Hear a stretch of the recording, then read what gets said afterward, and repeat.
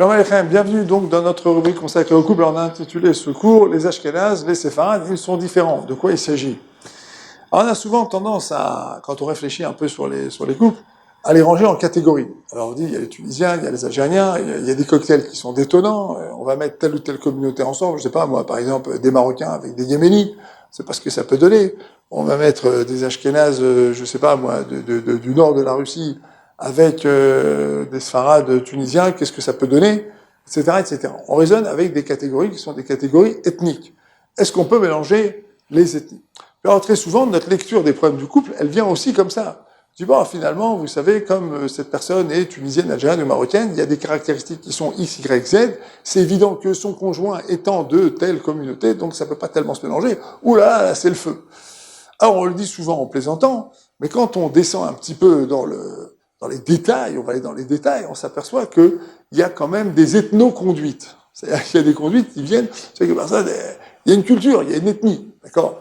C'est un peu ce qu'on a envie de dire. La vérité, c'est que ce jugement-là a été extrêmement dangereux. D'abord, du point de vue des lois du Lachon Hara, il n'est pas très clair, parce que très souvent, ça nous conduit à tenir des propos généralisateurs sur telle ou telle communauté, ce qui est extrêmement problématique, parce que les lois du Lachon Hara l'interdisent. Mais d'autre part, ça introduit un malentendu. Un peu comme si vous voulez, on pouvait analyser le comportement de telle ou telle personne par sa culture. Il faut savoir qu'on ne peut pas analyser le comportement d'une personne par sa culture. On analyse le comportement d'une personne par la manière dont ses parents se comportaient et ce qu'il a vu à la maison. On analyse un comportement par les influences que cette personne a subies. On peut également utiliser pour ça les ressources du mazal, parce que le mazal, c'est une espèce de programme, on va dire, spirituel, mental, génétique, qui est posé en nous et qui fait qu'on a un certain nombre de tendances. D'accord? La Gemara dans Shabbat explique longuement qu'on peut être né sous l'influence de tel ou tel mazal. Et donc, ça va forger un certain nombre de tendances au niveau du caractère. Donc, il faut beaucoup se méfier de l'ethnopsychologie et de cette tendance à généraliser l'explication de certains comportements par l'appartenance à telle ou telle communauté. C'est peut-être vrai du point de vue folklorique, c'est peut-être vrai que ça induit certains comportements, mais ça ne peut pas servir de base à l'analyse que nous faisons du comportement de telle ou telle personne, et encore plus quand il s'agit d'un couple où là, les interactions qui viennent des parents, de la famille, du psychisme, du mazal, du caractère, de la génétique de la personne, sont des interactions majeures. Bon, maintenant, il y a aussi autre chose, c'est qu'on loupe avec ça, qui est beaucoup plus grave cette fois-ci, c'est qu'en fait, on enferme la personne dans des caractéristiques que cette personne peut-être refuse. Alors, vous avez des gens qui appartiennent à telle ou telle communauté parce que, voilà, ils sont nés, leurs parents viennent de là-bas. En fait, eux, ce sont des gens qui ont grandi ailleurs, qui ont d'autres réflexes, qui ont vu autre chose.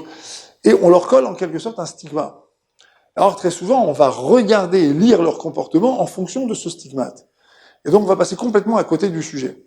Alors, je dis ça pourquoi? Je dis ça souvent parce que les amis et les gens qui sont autour, ce sont des gens qui rentrent ce genre de données dans le logiciel de lecture du problème du couple et qui veulent, à partir de là, tirer en quelque sorte des conséquences et essayer d'analyser le problème du couple. Il faut savoir que dans ces cas-là, on a 100% de chances de se tromper, parce que on ne peut comprendre les problèmes d'un couple, les problèmes d'un individu, que si on se situe au cœur de son discours, au cœur du dispositif psychique, mental, qui est révélé par son discours. Et donc pour ça, il faut s'asseoir de longues heures, il faut écouter, il faut tendre l'oreille, et il faut se situer sur le terrain de la ahava, de l'empathie, du aïn tova, du bon œil, c'est juger positivement la personne qu'on a en face de nous, et justement lui donner toutes les chances d'échapper à toute forme de déterminisme. Donc il y a un vrai problème. Quand on enferme les gens dans l'ethnopsychologie, d'une certaine manière, on les enferme dans un certain déterminisme, et le comportement, le regard qu'on va, développer vis-à-vis de cette personne, c'est un regard qui va peut-être un peu figer les choses, et qui va nous interdire d'y voir clair. Donc il faut beaucoup se méfier de ça. Dans notre vie sociale, ça fait un objet de plaisanterie, c'est vrai, on en rigole, on le dit, on en parle, c'est quelque chose, c'est un siyar tzibori, comme on dit, c'est des choses qui sont couramment répandues dans le public. En fait, à bien y penser, à bien y réfléchir, quand il s'agit de comprendre un individu, ou de comprendre une problématique dans un couple, ou dans une famille, et de comprendre toutes les interactions de ce couple et de cette famille, ça devient bigrement encombrant, et puis finalement, ça peut même conduire les gens à faire des erreurs funestes et à passer complètement à côté du sujet.